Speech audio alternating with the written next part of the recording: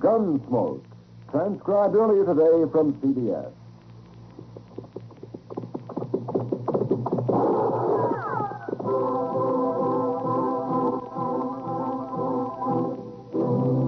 Around Dodge City and in the territory on West, there's just one way to handle the killers and the spoilers, and that's with the U.S. Marshal and the smell of Gunsmoke.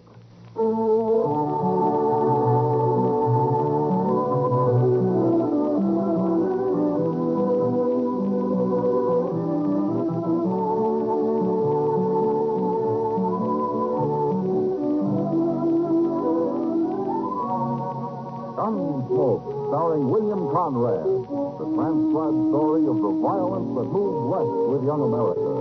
The story of a man who moved with it. Matt Dillon, United States Marshal.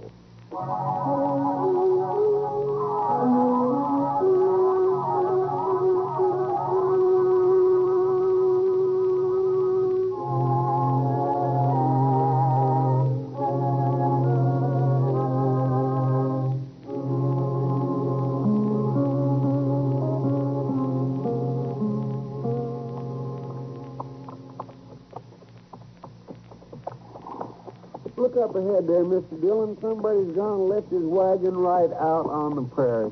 No, there's a man down in front of it, Chester. And it sure looks like his team went off and left him. What would he be doing out here with a busted wagon and no team? And I expect he'll be glad to tell us. Come on, get up.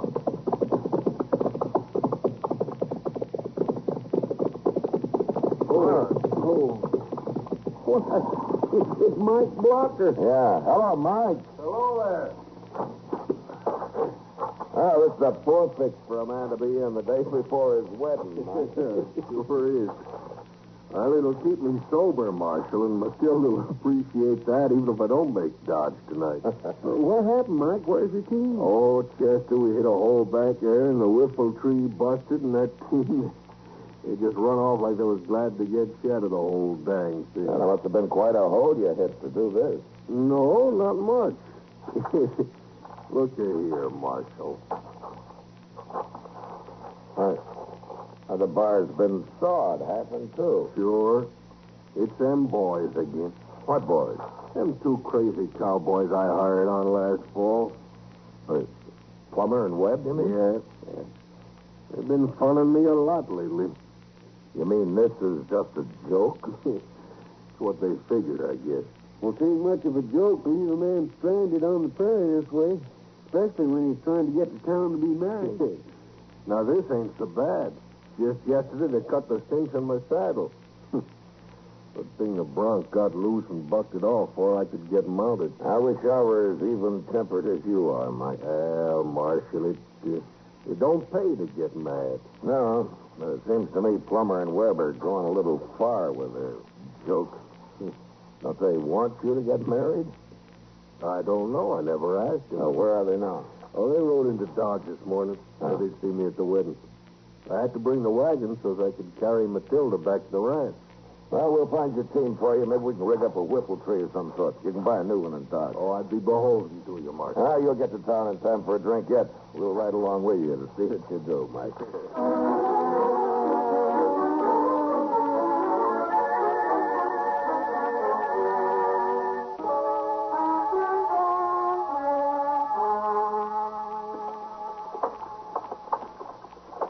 You want a beer, Chester? Well, no, sir. If you don't mind, Mr. Dillon, I think I'll go on down to the depot. The Santa Fe's about due, and I like to watch it come in. Oh, yeah. Well, I'll leave you here then. Sure do thank you, though, all the same. Well, I didn't say that I was buying. You'd have had to. I'm broke.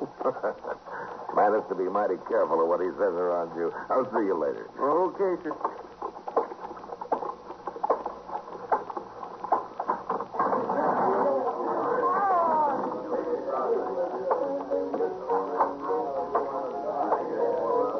Bring me a beer, Sam, will you? Hello, Matt. Hello, Kitty. Sit down. Yeah. Here, if it hadn't been for you and Chester, Mike Blocker never would have got to town today. You rode in an hour ago and you already heard about it? Matilda told me. Oh. Yeah, that's right. I forgot about you and Matilda. She's the only lady in this town who is my friend. Here's your beer. Oh, thanks, man. You going to the wedding, Kitty? She insists that I do.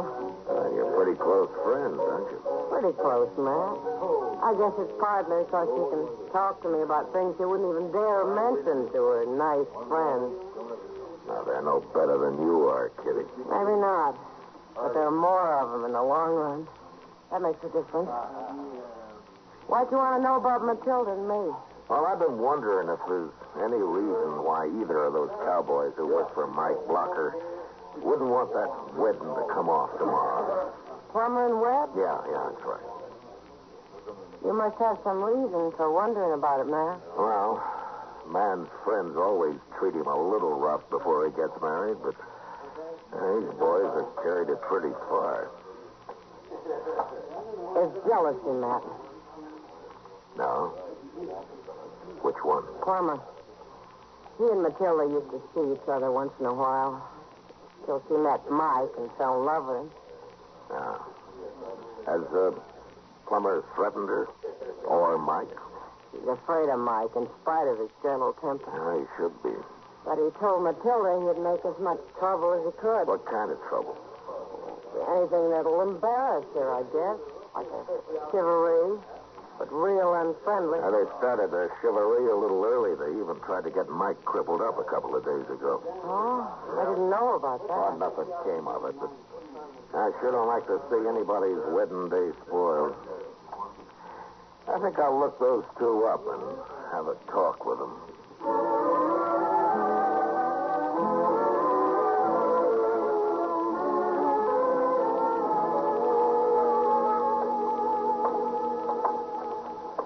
I swear I've been in every saloon in Dodge, Mr. Dillon. Maybe they ain't in town after all. Well, we'll try the hotel, Chester. Why don't you just throw them in jail till the wedding's over? I'd like to.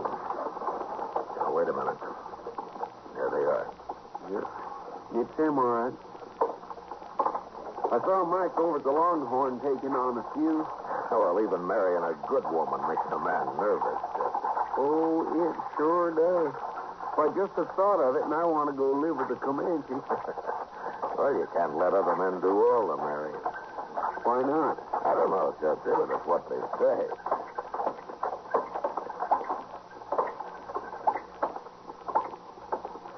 Hello, Plummer.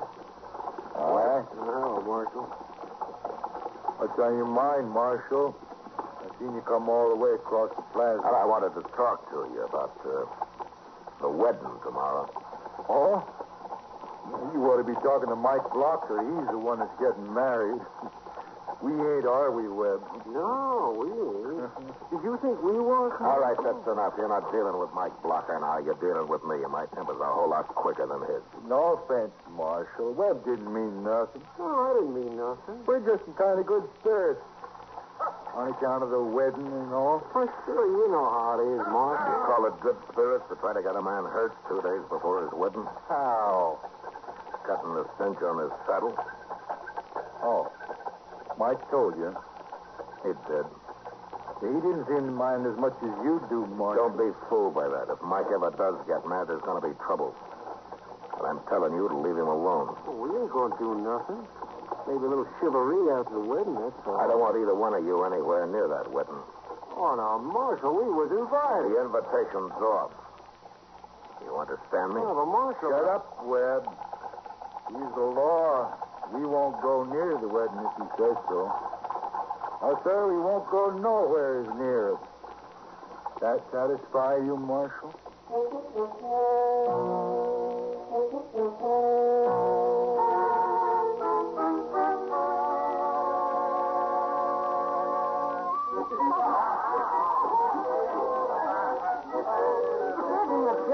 Beautiful, man. Now, being a bride sure does something to a woman, Kitty. It's the groom that really does things, too. Chester, you're jealous.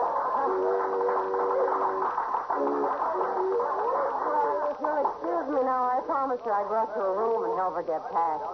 You should see all the lovely new clothes she has. She's been saving for years. Yeah, I know. Mike told me. He's real proud. You're going to wait around to see him off, aren't you? Yeah, we'll be here. I couldn't get Chester away from that free liquor anyway. This liquor may be free, but it ain't too stout. I'm on my third glass, and I don't feel a thing. You don't have enough blood in you to move it around, Chester. That's your trouble. Well, I'd have plenty of blood if it wasn't for old quacks like you bleeding me every time I get a cold. I never bled a man in my life, and you know it. Well, maybe you didn't, but I sure have been bled by other doctors. Don't blame me if you're fool enough to let him do it. See, you know, Matt, I've always said if people would just stand up to their doctors once in a while, it'll improve the whole medical profession. Well, you may be right, Doc. Of course I might.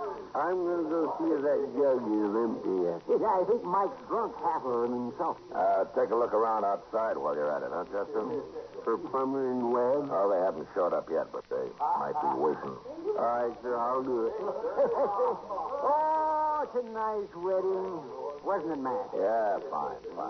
I brought some ammonia along in case Mike got too weak to go through it. His entrance was a little shaky, but he got his color back about the halfway mark. Matt. Huh? Oh, what's the matter, Kitty? Matt, it's terrible. That poor girl. What's happened? It's her clothes. All her new clothes. Matt, we went to her room to get a pack, and everything's been torn to shreds. What? It's a mess. And Matilda's up there crying her heart out. Plumber, I suppose. Of course we get it. Who else would? Poor girl. You better go back to her, Kitty. And don't tell anybody about it yet. All right, Matt. Hey, well, what are you going to do, man? Find Plummer and Webb and lock them up.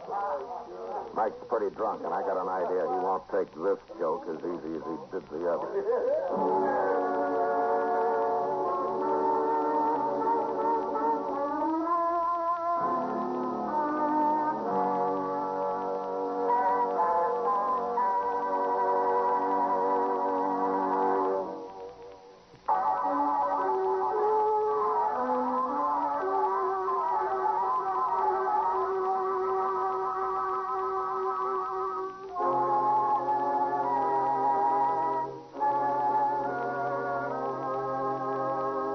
I found Chester outside, but there was no sign of Plummer and Webb.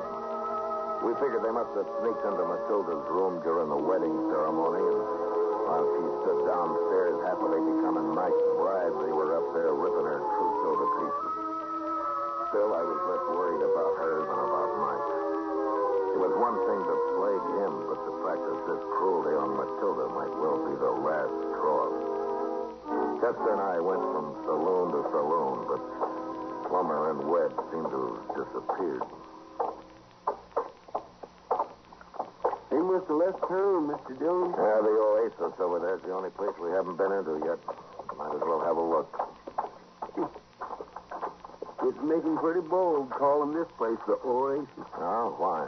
It's the poorest saloon in town. A thirsty jackass wouldn't have stopped here to sniff a rain barrel. Yeah, not if he knew his way around, he wouldn't. Look at there. Even the door's busted off. Yeah, it sure is.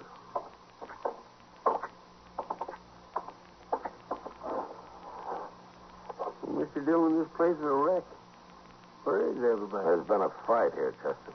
Oh, there's somebody. Look at his head. He's laying funny. What? Well, that's Webb. Yeah. He got his neck broke, Chester. Where'd that come from? They're behind the bar there. Maybe it's Plummer. No, that's not Plummer. Hey, get the beer off the bar and throw it on him, Chester. Yes.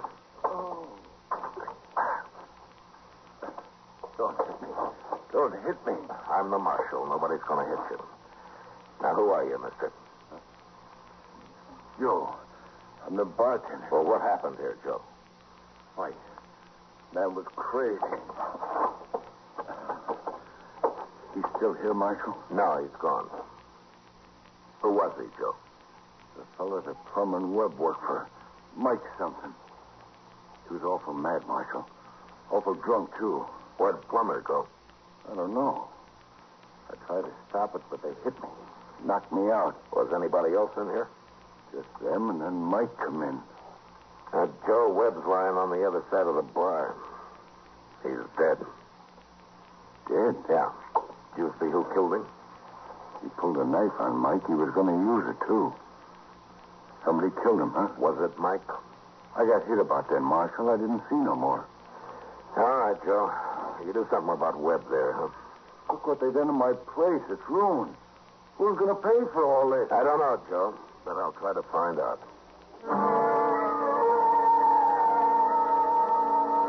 I didn't find out, not that night anyway. We looked around the oasis inside and out, and then I sent Chester down to wait for Mike in case he showed up at Matilda's place. So I scouted the town again. But shortly after daybreak, we both gave up and met back at the office. Miss Kitty was down here, Mr. Dillon. She stayed with Matilda all night. Oh, good. How's Matilda taking it? Well, I don't think she cares about her clothes anymore. She's so worried about Mike. Yeah. You didn't tell her about Webb being killed, did you? Oh, my goodness, no, sir. I wouldn't do that. She'll find out soon enough, poor thing. What's Mike? Yeah, Mike. I've come to turn myself in, Marshal.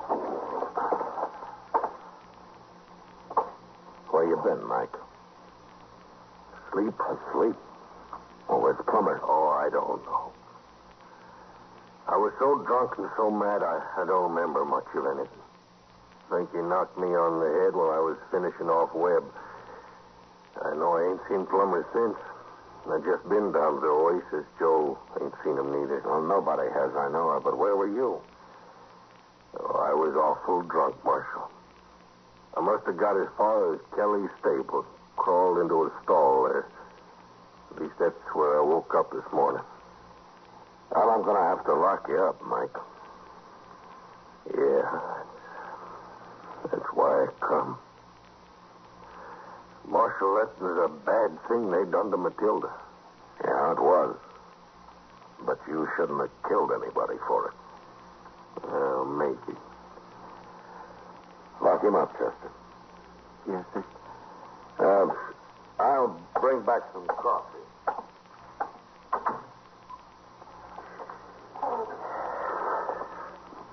This way, Mike.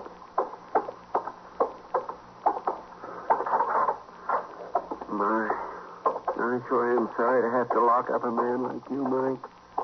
If you didn't, Chester, I'd just go find Plummer and kill him.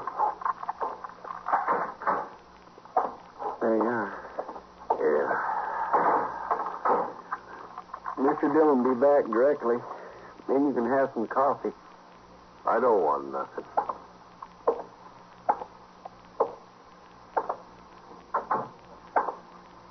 Don't move, Chester. Well, Plummer. I'll take your gun. Well, we've been looking everywhere for you. Are you glad you found me?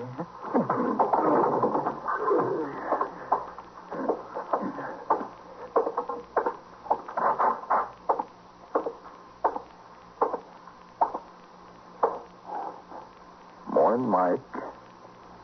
What are you doing here, Plummer? I come for you, Mike.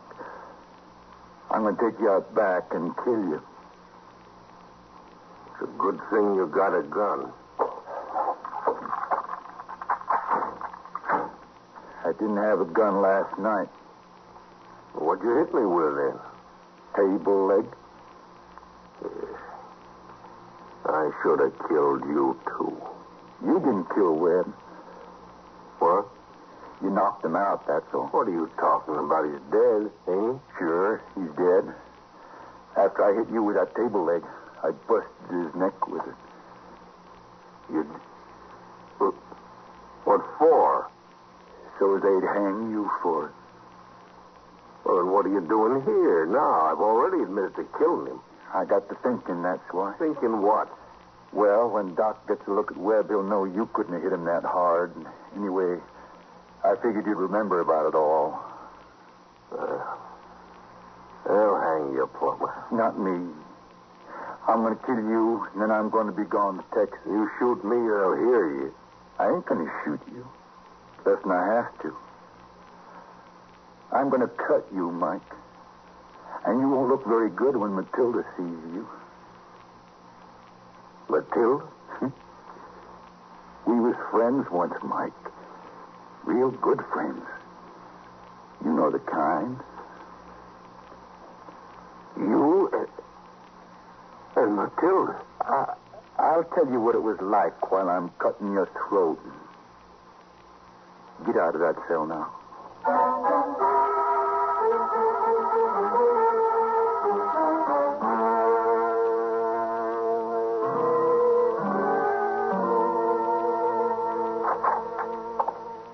Chester, I got Chester. You all right? It was Plummer, Miss Dillon. He hit me.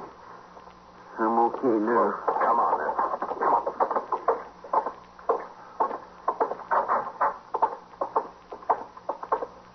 Mike's gone. Plummer must let him out. Let him out. Nothing. He's probably killed him. Let's look out back.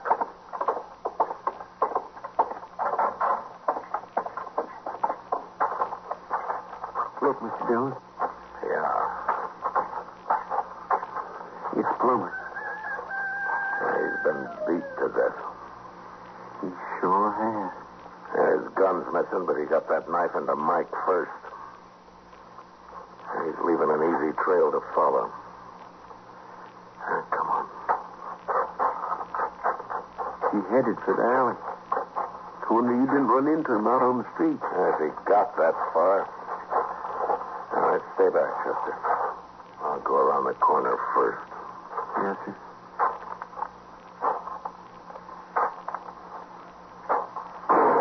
No, Mike! I got him. All right, come on.